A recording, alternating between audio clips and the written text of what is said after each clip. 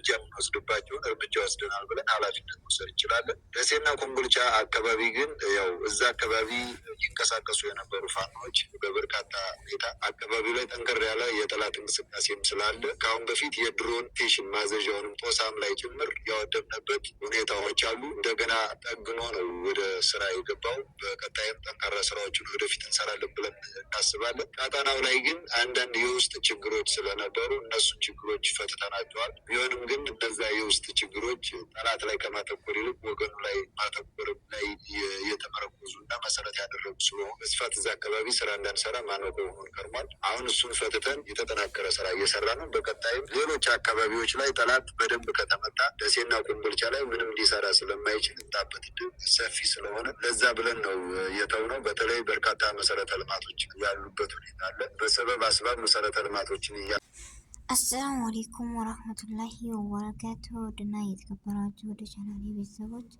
እንዴት ናችሁ? ላይ ሰላም ናችሁ? ከኔ ጋር አልሐምዱሊላህ። እንደውም ክርስቲያኖች ወንድሞቼ ሰላም ብያለሁ።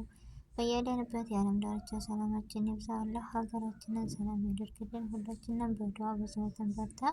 ለቤት አዲስ የሆናችሁ ሰብስክራይብ ማድረጋችሁን እንዳትረሱ። እንዲሁም ነባር ቤተሰቦች ስለምታበረታቱ ላይክ፣ ሼር፣ ኮሜንት እያደረጋችሁ ከልብ አመሰግናለሁ። ዛሬም ነገም ብርታታችሁ አይለኝ እላለሁ እና የዛሬው ቪዲዮአችን ይሄን ይመስል ነበር። ትወዱታላችሁ ብዬ ተስፋ አለኝ።